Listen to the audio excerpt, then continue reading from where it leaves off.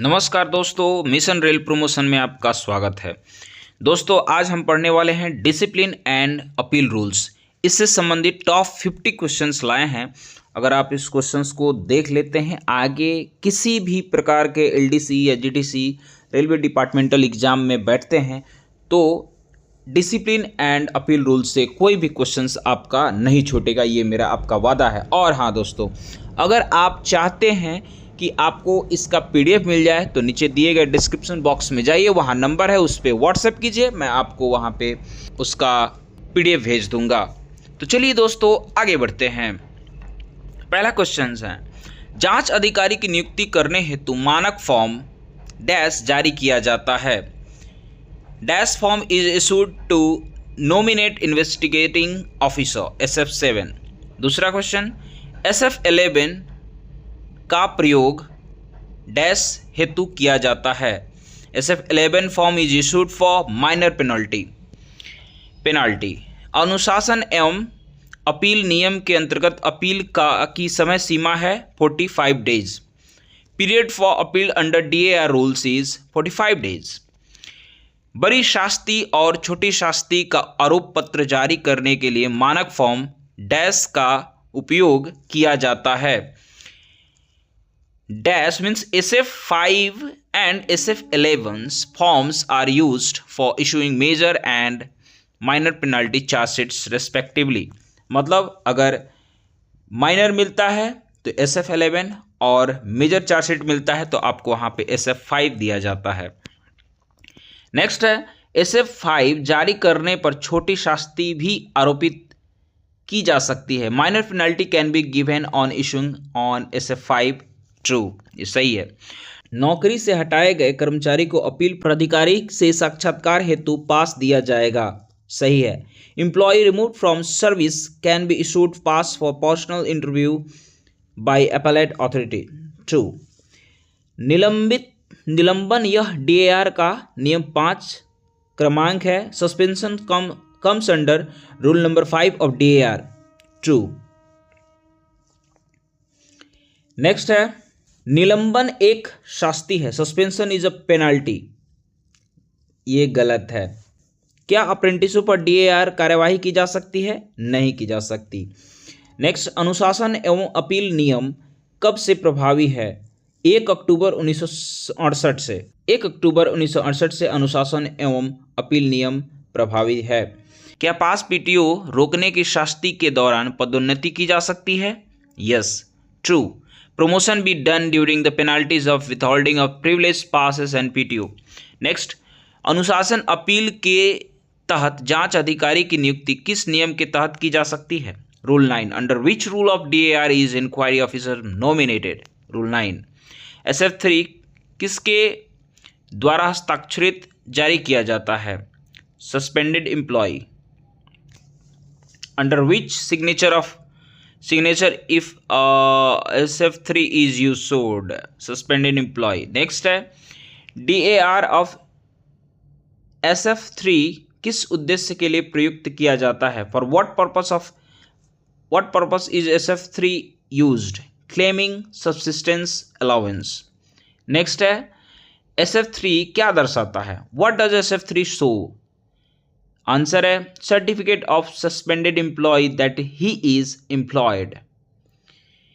Next, क्या निलंबन यह कोई शास्ति या दंड है? गलत, नहीं, ये कोई शास्ति या दंड नहीं है। मीन्स निलंबन means suspension is not the punishment. निलंबन हेतु प्रयुक्त होने वाले मानक फॉर्म का नंबर क्या है? SF1। What is the standard form used for suspension? SF1। निलंबन के दौरान कर्मचारी को बोनस दिया जा सकता है? फॉल्स। अगर आप निलंबित हो चुके हैं, सस्पेंडेड हो चुके हैं, तो आपको बोनस नहीं मिलेगा। चलिए, डीम्ड सस्पेंशन के लिए कौन सा मानक फॉर्म प्रयुक्त किया जाता है? SF2। What is the standard form used to deemed suspension? SF2। Next है, रिवोकेशन ऑफ सस्पेंशन के लिए कौन सा मानक फॉर्म प्रयुक्त किया जाता है? What is the standard form used for revocation of suspension? SF4। निर्वाह भत्ता कितना दिया जाता है? 50% दिया जाता है अगर आप 90 दिन तक सस्पेंडेड है, और उसके बाद अगर कुछ भी विभागीय कार्यवाही अगर बढ़िया से नहीं हो पाता है, विभाग वहाँ देरी करता है, तो उसके बाद 25% और बढ़ जाता है, तो वहाँ पे 90 दिन के बाद 75% मिलने लगता है। निर्वाह भत्ता किसे दिया जाता है? Who is given subsistence allowance? Suspended employ. निर्वाह भत्ता से कौन सी कटौती करना वर्जित है? Which deductions are prohibited from subsistence allowance? Provident fund and court attachment. कितने समय तक पुलिस अभिरक्षा में रहने पर रेल कर्मी को डीम्ड सस्पेंशन माना जाएगा? For what period in police custody is sufficient to put an employee under deemed suspension? Period exceeding 48 hours. निलंबन की अवधि प्रशासनिक कारणों से बढ़ने के कारण निर्वाह भत्ता कितने % बढ़ाया जा सकता है? 25%. What is the percentage subsistence allowance that can be increased if suspension period is increased due to administrative reasons? मैं ऊपर बताया भी था, अगर एडमिनिस्ट्रेटिव रीजन्स के कारण जो भी टाइम पीरियड दिया जाता है 90 दिन का, उसको अगर पार हो जाता है तो आपको 25% भत्ता बढ़ जाता है। नेक्स्ट है, अनुशासन व अपील नियम के किस नियम के तहत कर्मचारी को निलंबित किया जा सकता है? नियम 5। ओके, निलंबित रेल कर्मचारी को सुविधा पास जारी करने हेतु सक्षम अधिकारी कौन है? Disciplinary authority. Who is competent to issue privilege pass to a suspended railway employee? Disciplinary authority. What does NIP stand for? NIP का फुल फॉर्म इसमें पूछा गया है, notice of imposition of penalty. Notice of imposition of penalty. मानक फॉर्म 11 के साथ कौन कौन से अनुलग्नक अनिवार्य है? What enclosures are mandatory with SF11? Copy of charges in the form of imputation. एक व्यक्ति जिसे न्यायालय द्वारा जेल की सजा सुना दी गई हो को कब और किस नियम के तहत नौकरी से निकाला जा सकता है? When a person has been sentenced by the court to jail, under which rule of DAR can he be removed from the services? नियम 14, रूल 14। मंडल रेल प्रबंधक द्वारा प्रदान दंड की अपील महाप्रबंधक को होती है। An appeal to punishment imposed by DRM can be made to GM। False, गलत है। DAR के तहत सजा प्राप्ति के कितने अवधि तक उसे बढ़ाया या घटाया जा सकता है? What is the time limit under DAR for increasing and decreasing punishment? 6 months and 1 year respectively from the date of issue of NIP। Appeal की समय सीमा क्या है? What is the time limit for appeal under DAR? 45 days। प्रस्तुत अधिकारी का नामांकन किस मानक फॉर्म पर किया जाता है? Form is issued to nominate presenting officer SF8। DA&R के तहत विटनेस को बुलाने हेतु जो अधिकार जांच अधिकारी को प्राप्त है, क्या वे साक्ष्य अधिनियम विटनेस एक्ट में अनुमेय है? Yes, true. Under DAR inquiry officers has the right to call witness whether it is admissible in witness act. True. एक कर्मचारी को नैसर्गिक न्याय के सिद्धांत की अनुपालन किए बिना नौकरी से बर्खास्त किस आधार पर या किस नियम के तहत किया जा सकता है? Under what rules an employee can be dismissed from service without complying with the principle of natural justice? Rule 14/2 if not possible to conduct inquiry. Next है, सील्ड कवर प्रोसीजर किन मामलों में अपनाई जाती है? When is sealed cover procedures followed? When inquiry under DAR is going on and under suspension।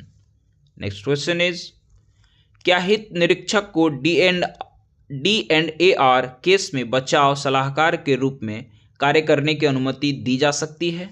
Is welfare inspector may be permitted to work as defense lawyer in D&AR case? Yes, but the case should not be dealt by him previously। हाँ, हो सकता है, लेकिन इनके द्वारा इस case को deal नहीं किया गया हो पहले, तब ये कर सकते हैं। नेक्स्ट है सर्वोच्च अनुशासनिक प्राधिकारी कौन होता है?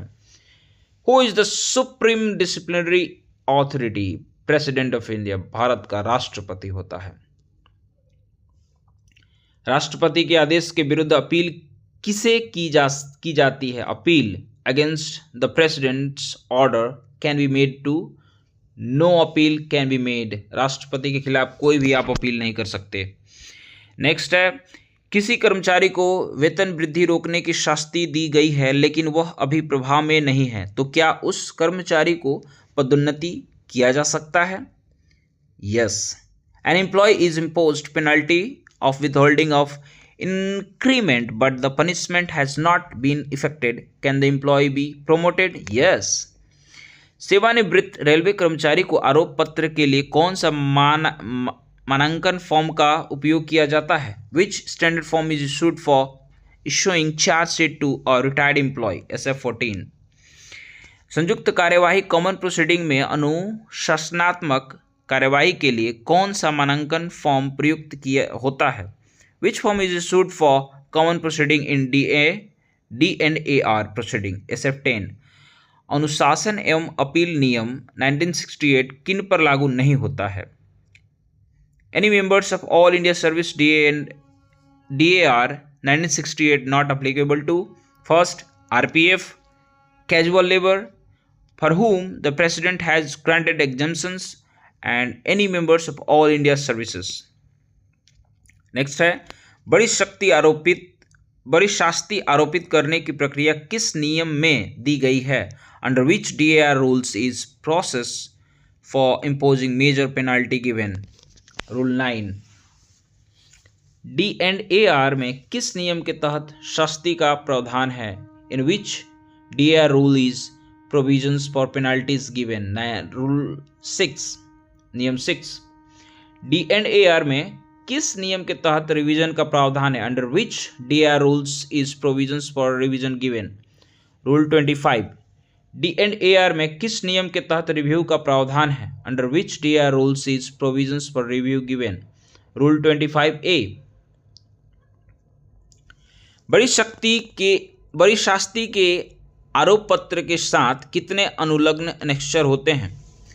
How many annexures should be attached with charge sheet for imposing major penalty? 4। 4। 12 वर्ष की सेवा की अवधि के पश्चात अनिवार्य या जबरन सेवानिवृत्ति किए गए कर्मचारी को पेंशन दे है या नहीं? यस, दिया जा सकता है, subject to the conditions he has 10 years qualifying service. Because he has completed 10 years service, तो इस प्रकार ये क्वालिफाई हो जाते हैं।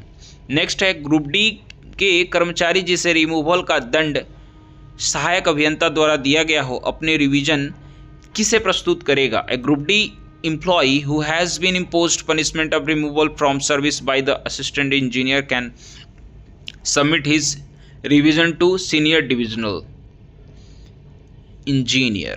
okay, नेक्स्ट है संविधान के किस अनुच्छेद के अनुसार नियुक्ति प्राधिकारी ही किसी को पद से हटा सकता है? According to which article of the constitution can the appointment authority remove any from his और her post? Article 311 subsection 1। 300 article 311 में सबसेक्शन 1 में। नेक्स्ट क्वेश्चन इज संविधान के किस अनुच्छेद में नैसर्गिक न्याय के बारे में उल्लेखित किया गया है? In which article of the constitution the principle of natural justice mentioned? Article 3112। Appeal प्राधिकारी का पद रिक्त होने पर किसे अपील की जाएगी? To whom will an appeal made when the post of appellate authority falls vacant? Higher authority of the appellate authority। क्या अनुशासन एवं अपील नियम के तहत मानार्थ पास रोका जा सकता है? Can complimentary passes withheld under DAR? False.